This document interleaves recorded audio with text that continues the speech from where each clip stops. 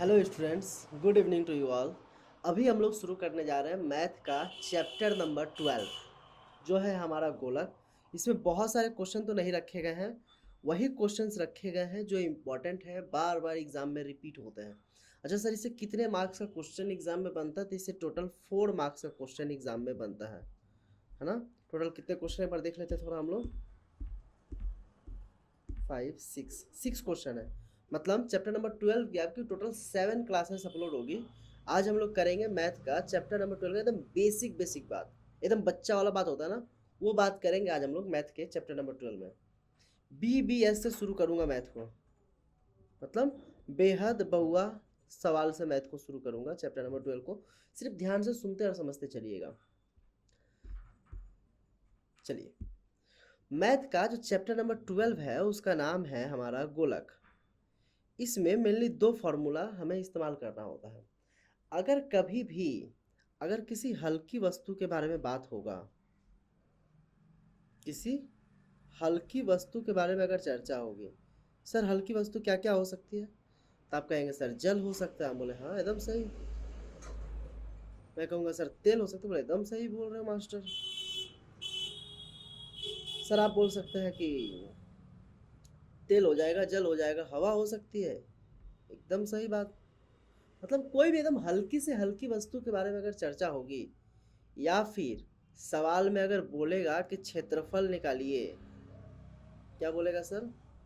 क्षेत्रफल निकालने बोलेगा। क्या क्या कंडीशन होने चाहिए फिर से एक बार देख लीजिए। पहला कंडीशन, या तो कोई हल्की वस्तु होनी चाहिए, कोई भी हल्की वस्तु हो सकता है, लिखा हो या ना लिखा हो। दूसरा, आपसे क्षेत्रफल पूछा हो कि क्षेत्रफल ज्ञात करें, तो उस कंडीशन में हमारा फॉर्मूला होता है 4πr²। सर पाई क्या होता है, आर क्या होता है, स्क्वायर क्या होती है, इसके बारे में चर्चा करेंगे हम लोग। लेकिन आपको ये याद रखना है, जिस तरह से चैप्टर 6.2 था, ये हमारा फॉर्मूला नंबर 1 है। अब इसी का हम लोग फॉर्मूला नंबर 2 कर लेते हैं। अगर कभी भी किसी ठोस वस्तु के बारे में बात हो, बोलेंगे सर ठोस मतलब? ठोस मतलब क्या होगा? हम बोले ठोस मतलब आपका लोहा हो सकता है। बोले एकदम सही बोल रहे हैं।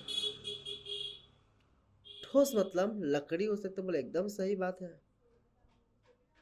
या कोई भी ठोस वस्तु जो यहाँ लिखा हो या ना लिखा हो। इसके अलावा अगर सवाल में अगर आपसे घन पूछ ले कि घन क्या होगा, आयतन पूछ ले कि आयतन क्या होगा, तो हम बोलेंगे मास्टर, हे मास्टर, ये हमारा कौन फॉर्मूला काम करेगा? तो ये हमारा काम करेगा फॉर्मूला नंबर 2। और ये फॉर्मूला नंबर 2 क्या है? 4/3πr³। मतलब अगर कभी भी अगर आपको बोले कि क्षेत्रफल निकालिए, हल्की वस्तु के बारे में सवाल दे दे, तो हम बोलेंगे फॉर्मूला नंबर 1 जिंदाबाद। अगर कभी भी किसी ठोस वस्तु के बारे में बात करें, लोहा हो सकता है, लकड़ी हो सकता है, या फिर आपको बोले घन निकालिए या आयतन निकालिए, तो हम बोलेंगे फॉर्मूला नंबर 2। अच्छा एक चीज़ और मैं आपसे पूछ ही लूँ, चैप्टर 6 अगर आपने किया है तो आपको ये चीज़ याद होगी। क्या बोलता है ये? वो मेरी पत्नी होगी काश। ये जो काश वाला शब्द होता है ना मैथ में, इसी काश वाले शब्द को मल्टीप्लाई बोलते हैं।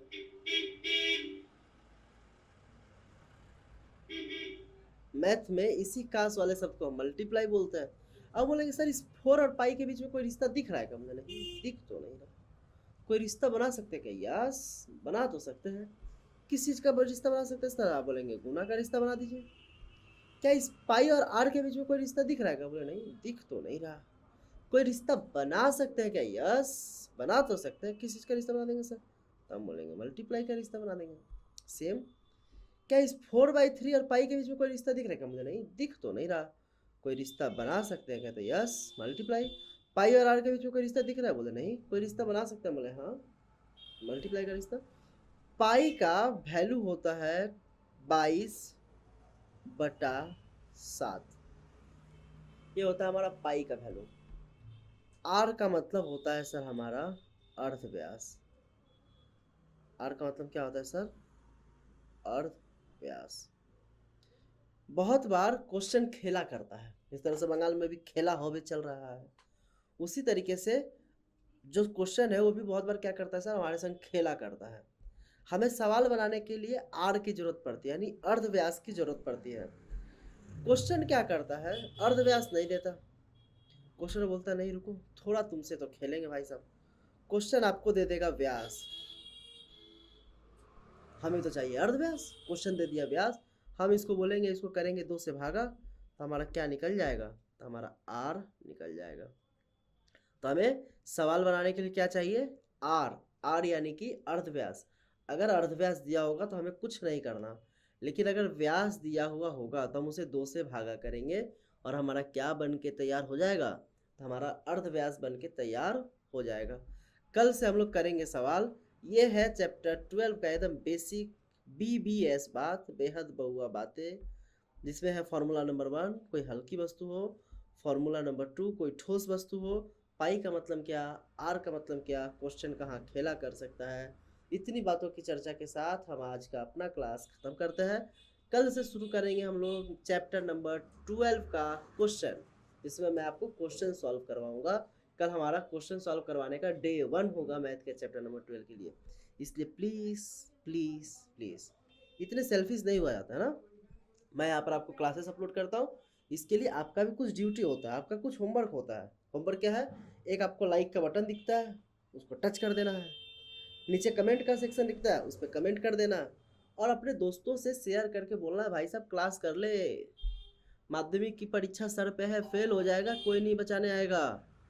तो जो करवाया जा रहा है अपने दोस्तों को भी बोलिए कर लेने, ताकि आप और आपका साथी अगले क्लास में एक साथ फिर से क्लास में बैठकर एक संग आप लोग पढ़ाई कर पाए, है ना। तो अपने उन सभी दोस्तों के साथ शेयर कीजिए जिनकी मैथ कमज़ोर है, जिनको मैथ को लेकर डर लगता है, उनके मन में हमेशा ये डर बना रहता है कि शायद 10 के बाद मैं आगे नहीं पढ़ पाऊँगा।